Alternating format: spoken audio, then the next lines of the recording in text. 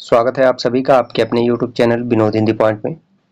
Bihar state Hindi second paper की परीक्षा 12 जून को प्रारंभ हुई थी और 12 जून की परीक्षा में जो प्रश्न पूछे गए थे उन प्रश्नों का एक वीडियो चैनल पर अपलोड है। ये हमारा दूसरा वीडियो है उसी प्रश्न पत्र का।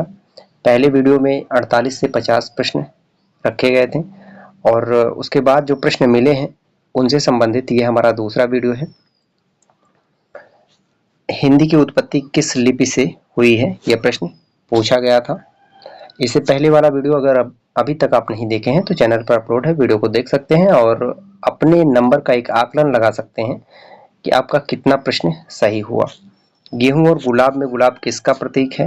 गुलाब नहीं, गेहूं पूछा गया है। गेहूं और गुलाब में गेहूं किसका प्रतीक है ये पूछा गया था, तो ये सांस्कृतिक का प्रतीक है। कवियों के जीवन वृत्त वाली रचना कौन सी है? तो ये 84 बैशोड़न की वार्ता है, गोकुलनाथ का। भारत सरकार के प्रशासन विभाग में छपने वाली पत्रिका का नाम क्या है? तो दिए गए विकल्प में आजकल सही होगा, आजकल पत्रिका, यह विकल्प सही है। हम हसमत के रचनाकार का नाम बताइए, तो ये किसड़ा सोबती का है, हम हसमत।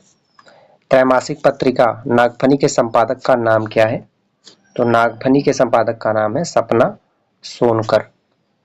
आपका विकल्प अगर सपना सोनकर होगा तो बिल्कुल सही है। प्र उपसर्ग किस शब्द में है?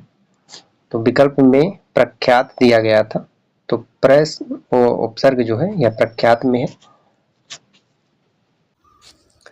निरोग का संधि विच्छेद पूछा गया था, निरोग, यह इसका संधि विच्छेद होगा। नरेंद्र में कौन सी संधि है? तो इसमें आपका हो जाएगा गुण संधि। गिल्लू कहानी की लेखिका, तो ये महादेवी वर्मा की है। पंचलाइट कहानी का प्रमुख पात्र पूछा गया था, तो ये गोधन है पंचलाइट कहानी का प्रमुख पात्र, जिसे गांव समाज से बहिष्कृत कर दिया जाता है। शुक्ल जी ने कितनी पुस्तकों के आधार पर आदिकाल का विवेचन किया है? तो 12 पुस्तकों के आधार पर। दशरथ के मंत्री का नाम पूछा गया था, तो इनके मंत्री का नाम है सुमंत। पृथ्वीराज रासो को हजारी प्रसाद द्विवेदी ने क्या माना? तो अर्ध प्रमाणिक माना है हजारी प्रसाद द्विवेदी ने पृथ्वीराज रासो को। सुनीत कुमार चटर्जी और हजारी प्रसाद द्विवेदी ने अर्ध प्रमाणिक माना है। बोलती प्रतिमा, बोलती प्रतिमा के लेखक हैं श्री राम शर्मा। राजभाषा अधिनियम 1976 के अंतर्गत कितने वर्गों में बांटा गया? तो 3 वर्गों में बांटा गया है। बाबूराव पराड़कर किस पत्रिका के संपादक थे? तो ये आज पत्रिका के संपादक थे। मैं शैली किस युग की विशेषता है? तो मैं शैली, मैंने शैली अपनाई, ये सूर्यकांत त्रिपाठी निराला का है। ये शायद छायावाद की विशेषता है, कंफर्म नहीं है, आप कमेंट करके बताएं आपके अनुसार इसका उत्तर क्या होना चाहिए। मैंने मैं शैली अपनाई, ये सूर्यकांत त्रिपाठी निराला का कथन है, शायद ये छायावाद की विशेषता है। नदी का समानार्थी शब्द होगा, पता नहीं प्रश्न में नदी है या फिर नदी है। अगर नदी होगा तो इसका जो है सरिता सही होगा, नदी का पर्यायवाची शब्द सरिता होगा, बाकी नदी का क्या होगा इसका कंफर्म नहीं है। नागरिक पिछाड़ी सभा का बृहद इतिहास कितने खंडों में विभाजित हुआ? तो ये 16 खंडों में विभाजित हुआ है। फणीश्वरनाथ रेणु कैसे उपन्यासकार हैं? तो ये आंचलिक उपन्यासकार हैं, बिहार से इनका संबंध है।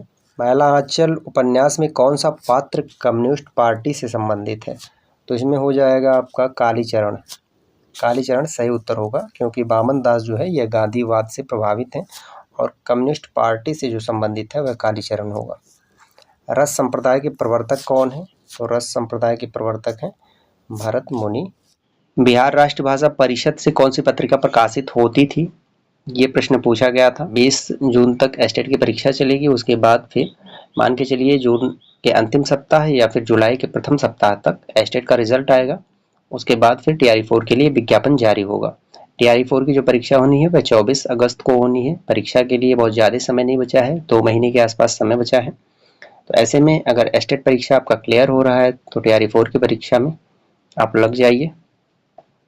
वीडियो से संबंधित आपका कोई सुझाव हो तो आप कमेंट करके ज़रूर बताएं। मिलते हैं अगले वीडियो में कुछ नए तथ्यों के साथ, तब तक के लिए नमस्कार।